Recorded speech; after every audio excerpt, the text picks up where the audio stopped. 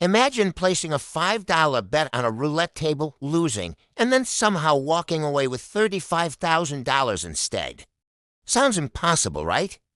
But that's exactly what Richard Marcus did thousands of times across casinos worldwide.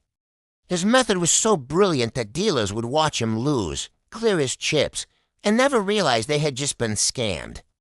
This is the story of the Savannah Move, named after a stripper Marcus knew, and it became the most successful roulette scam in casino history. Over 2 decades, Richard Marcus and his team extracted an estimated $30 million from casinos using nothing but sleight of hand, psychology, and nerves of steel. A beautiful part? Even when pit bosses reviewed surveillance footage frame by frame, they still couldn't catch what he was doing. And the few times they suspected something, they had no proof because technically, Marcus never touched the chips after the ball landed. Richard Marcus didn't start as a casino cheat. In the 1970s, he was a struggling blackjack dealer in Las Vegas, barely making ends meet, watching wealthy gamblers win and lose fortunes every night. He saw how casinos operated, learned their security measures, and understood their blind spots. Most importantly, he noticed something crucial. Dealers and pit bosses were trained to watch for cheaters who added chips after winning, but nobody paid attention to bets that lost. Why would they? The house already won that money. This observation planted a seed in Marcus's mind that would eventually grow into a criminal empire. After losing his dealing job and hitting rock bottom, Marcus decided to switch sides. He started small, learning basic chip switching techniques, but he quickly realized the old methods were too obvious. Casinos had seen every trick in the book. He needed something new, something so counterintuitive that it would never register as cheating. That's when he invented the move that would make him a legend in the underground gambling world. The Savannah Move was deceptively simple in concept, but incredibly difficult to execute. Here's how it worked. Marcus would approach a roulette table with 2 chips stacked on top of each other. The top chip was a red $5 chip that everyone could see. But hidden underneath, pressed tightly against it, was a chocolate brown $5,000 chip. To the dealer and everyone watching, it looked like Marcus was making a standard $5 bet. He would place this stack on a single number, which paid 35 to 1 if it hit. Now here's where the genius comes in. If Marcus lost, which happened most of the time, he would react with disappointment, maybe slap the table in frustration. And in that split second of movement, his fingers would swap out the hidden $5,000 chip for another $5 chip. The dealer would sweep away what they believed were the $5 chips, never knowing that a fortune had just been secretly removed. But if Marcus won, and this is the beautiful part, he would celebrate loudly, drawing attention to his bet. The dealer would lean in to pay him out, and only then would they notice the brown chip underneath and realize this was actually a $5,000 bet. They would pay him $175,000 for a single number hit. The brilliance of the Savannah Move wasn't just the mechanics but the psychology behind it. When Marcus won and dealers discovered the large chip underneath, they assumed they had simply missed it when he placed the bet. Dealers see hundreds of bets per shift, and roulette tables are chaotic with chips flying everywhere. It seemed entirely plausible that they had overlooked the brown chip in the noise. Pit bosses would review the tape, but here's the thing. The cameras were positioned to watch for post-bet manipulation, not pre-bet setup. Marcus placed his chips before the wheel spun, which was completely legal.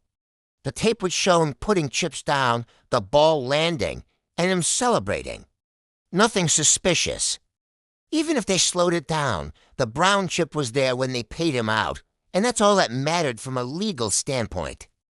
Marcus had found a loophole that existed in the gap between human perception and casino procedures. But Marcus wasn't reckless.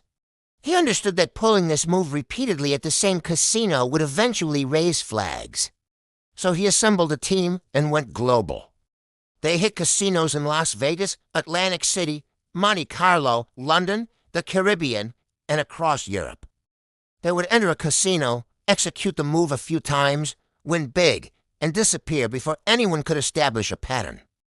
Marcus also knew that varying the bet amounts and target numbers was crucial. Sometimes he would bet 5,000, sometimes 1,000, sometimes he would make legitimate small bets just to blend in. He trained his team members extensively, spending months teaching them the precise finger movements needed to swap chips invisibly. The move had to look natural, like a casual gesture of disappointment. Any hesitation or awkward motion would give it away. His team became so skilled that they could execute the switch in under half a second, faster than the human I could consciously process. The money rolled in for over 20 years. Marcus lived a lavish lifestyle, traveling the world, staying in luxury hotels, and driving expensive cars. But he was always careful never to get too greedy at any single location. He understood that the casino industry was interconnected and that big wins got reported and analyzed. He kept his individual scores reasonable, usually between 20,000 and 200,000 per casino visit, amounts that were significant but not so massive that they would trigger industry-wide alerts. His longest successful run came in the late 1980s and throughout the 1990s, when casino security was sophisticated enough to catch most cheaters but not quite advanced enough to detect his particular method. He existed in a sweet spot where technology hadn't yet caught up to his technique. Everything changed in the early 2000s. Casino surveillance technology evolved dramatically with high-definition cameras, advanced analytics software, and most importantly, frame-by-frame digital review capabilities. Operators began sharing information more efficiently across properties and countries. Marcus felt the walls closing in. During one session in 2000, a particularly observant pit boss noticed something off about Marcus's body language after a losing bet. Nothing concrete, just a feeling. They reviewed the footage repeatedly with enhanced technology and finally caught the split-second chip swap. By then, Marcus had already left the casino and the country, but his face was now in the system. The industry began connecting this, realizing that similar suspicious wins had occurred across multiple continents, often involving a man matching Marcus's description. He knew his time was up. Rather than waiting to be arrested, Richard Marcus made a calculated decision that would define his legacy. He retired from cheating and wrote a book called American Roulette, detailing his entire operation.